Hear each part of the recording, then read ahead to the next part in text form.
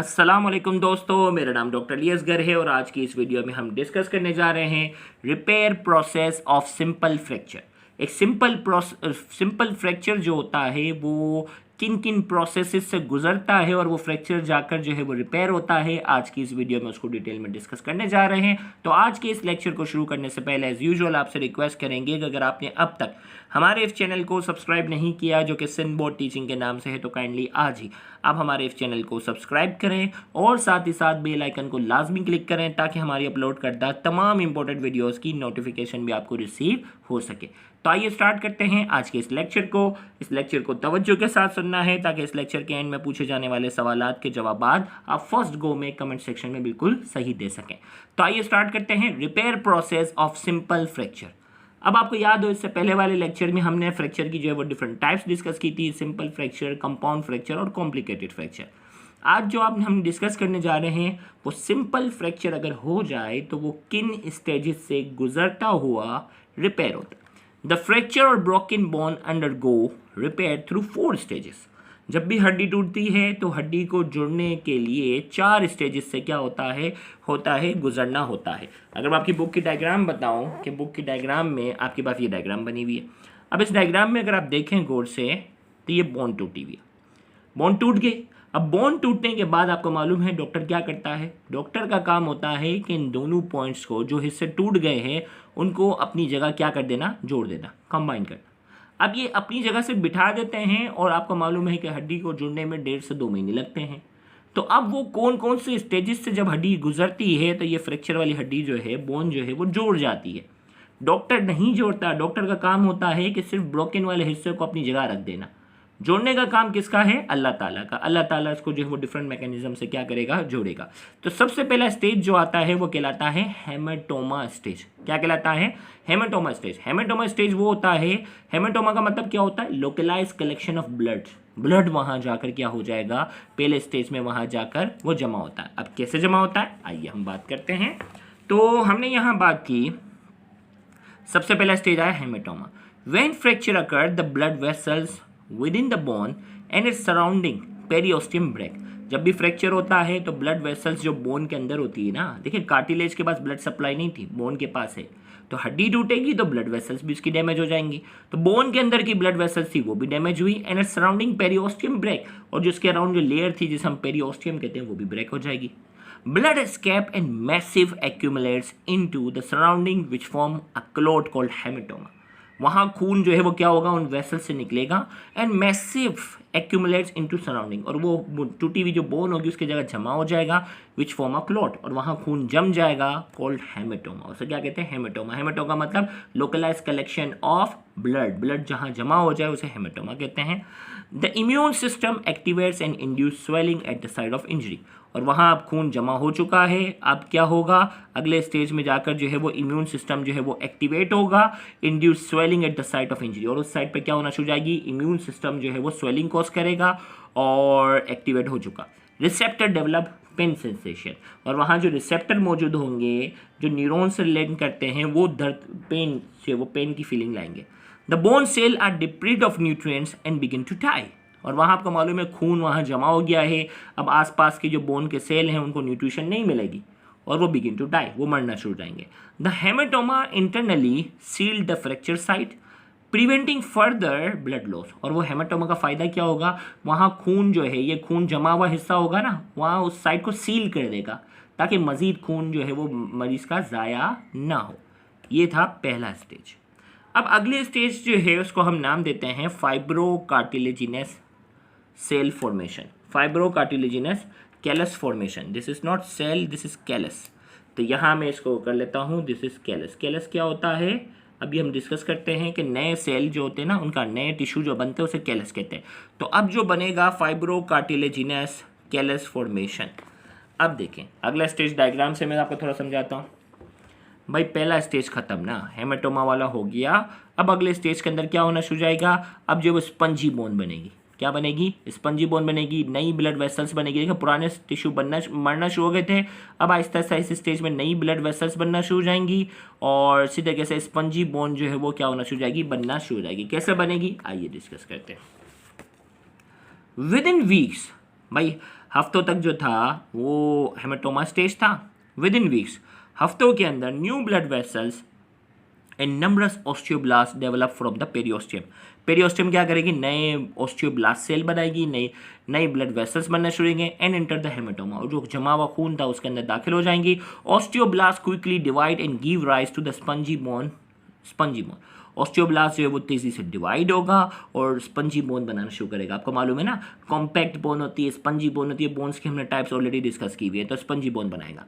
Formation of granulation tissue occur which contain new blood vessels, a complex of fibroblast, vascular endothelial cell, macrophage within a matrix of collagen and fibrin। और यहाँ कह रहा है granulation tissue बनेंगे। अब granulation tissue क्या है, tissue का मिक्सचर है।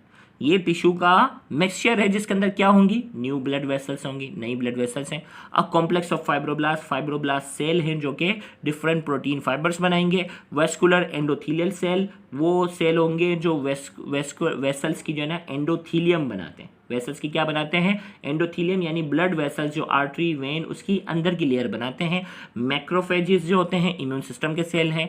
ये सारा जो मिक्सचर है उसे ग्रेन्युलेशन टिश्यू कहते हैं। With in a matrix of collagen and fibrin, और कोलेजन आपको मालूम है प्रोटीन है और फिब्रिन भी जो है वो क्या है, प्रोटीन है। तो इनके मिक्सचर जो होगा, फॉर्मेशन ऑफ ग्रेन्युलेशन टिश्यू में क्या होगा, कोलेजन धागे की तरह जो वो प्रोटीन होंगे जिसके अंदर नई ब्लड वेसल्स है, फाइब्रोब्लास्ट मौजूद हैं, वेस्कुलर एंडोथीलियल सेल है, मैक्रोफेज, इनके पूरे कॉम्प्लेक्स को हमने ग्रेन्युलेशन टिश्यू का नाम दिया।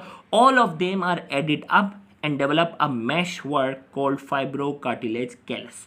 और ये सब आपस में मिक्स हो जाते हैं और एक मैशवर्क बनाते हैं, एक जालीनुमा स्ट्रक्चर बनाते हैं, और उस स्टेज को हम नाम देते हैं फाइब्रोकार्टिलेज कैलस। क्या कहते हैं इसे हम, फाइब्रोकार्टिलेज कैलस हम कहते हैं।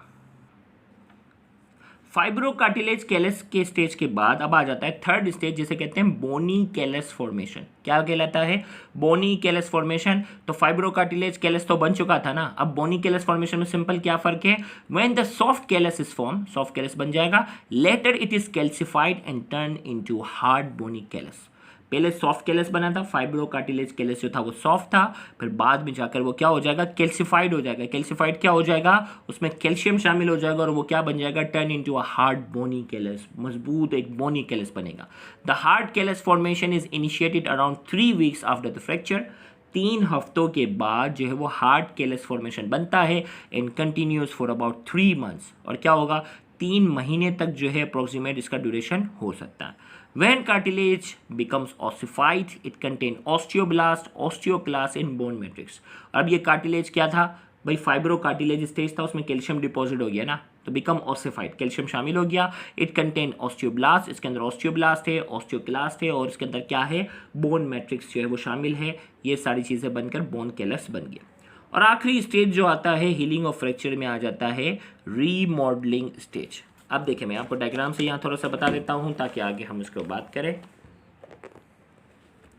देखिए मैं डायग्राम, पहले हेमेटोमा स्टेज आया था, फिर फाइब्रोकार्टिलेजिनस स्टेज आया था, फिर इसमें जब कैल्शियम डिपॉजिट हो गया तो बोनी कैलस हो गया था। अब बोनी कैलस के बाद अब बारी आ रही है कि ये आपस में फ्रैक्चर प्रॉपरली तौर पर जुड़ जाए, तो उस स्टेज को हम कहते हैं रीमॉडलिंग स्टेज। क्या कहते हैं इसे हम कहते हैं रीमॉडलिंग स्टेज। तो bone remodelling is the stage when old bone tissue are remove.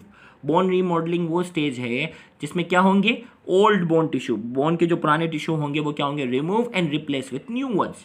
पुराने टिश्यू हट जाएंगे, नए आ जाएंगे। That join both fracture side, जो दोनों की फ्रैक्चर साइड दोनों को क्या कर लेंगे, जोड़ देंगे।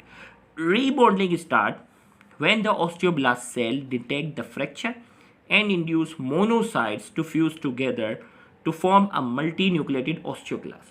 रीमॉडलिंग का जो सिलसिला होगा वो तब स्टार्ट होगा when osteoblast cell detect the fracture। osteoblast cell जो होंगे वो फ्रैक्चर साइट को डिटेक्ट करेंगे, induce monocyte to fuse together to form a multinucleated osteoclast cell। और वो क्या करेंगे, मोनोसाइट्स के साथ, ऑस्टियोब्लास्ट जब मोनोसाइट्स के साथ क्या हो जाते हैं, जुड़ जाते हैं, तो एक मल्टी न्यूक्लिएटेड सेल बनता है जिसे कहते हैं ऑस्टियोक्लास्ट सेल। और आपको मालूम है ऑस्टियोक्लास्ट सेल का काम क्या होता है, the osteoclast mature and activate to start resorbing bone. Bone की रिसॉर्प्शन करेगा, पुराने सेल को क्या करेगा, वो मारना शुरू कर देगा। ऑस्टियोक्लास्ट का काम होता है पुराने सेल को क्या करना, खत्म करना। फिर हमने कहा osteoblast producing collagen to fill in the lacunae created by the osteoclast and calcium phosphate begin to deposit forming hydroxyapatite। हमने कहा अब देखो क्या था, ऑस्टियोक्लास्ट ने पुराने सेल मार दिए थे और ऑस्टियोब्लास्ट का काम क्या है, प्रोड्यूसिंग कोलेजन, ये कोलेजन बनाएगा टू फिल इन द, देखें भाई ये बता दूं, और सेल बोन वाला जो लेक्चर था ना उसमें बोन के सेल की टाइप्स जो है वो अच्छे से पता होनी चाहिए।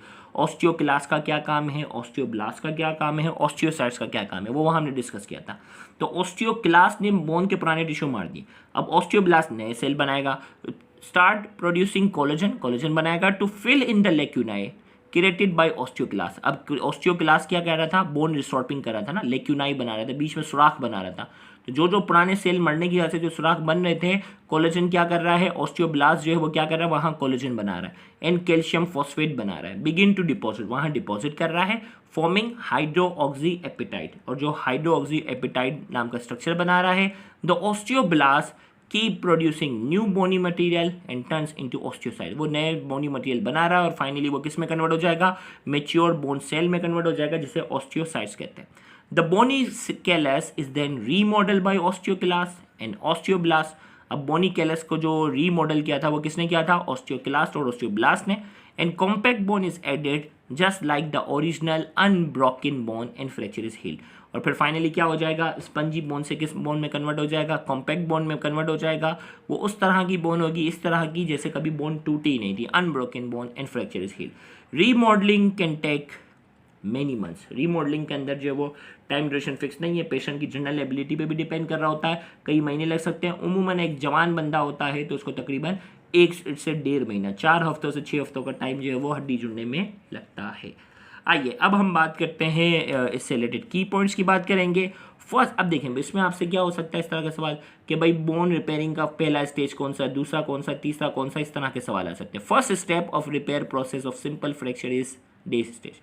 बोन रिपेयर प्रोसेस जो है उसका जो पहला स्टेज का नाम बताएं, इसी तरीके से दूसरा, तीसरा, चौथा पूछ सकता है। When old bone tissue are removed and replaced with new ones that join both fracture site, this is known as day stage। जब कह रहा है कि old bone tissue जो है वो रिमूव हो जाएंगे और वो रिप्लेस होंगे न्यू वन से, और फ्रैक्चर की दोनों साइड जो होंगी वो जुड़ जाएंगी, उस स्टेज को क्या कहते हैं, यानी उस स्टेज की डिस्क्रिप्शन दे दी जाएगी और आपसे कहा जाएगा उस स्टेज को पहचानो कि ये कौन सी स्टेज की डिस्क्रिप्शन है। तो ये चारों स्टेज पे पॉसिबल है।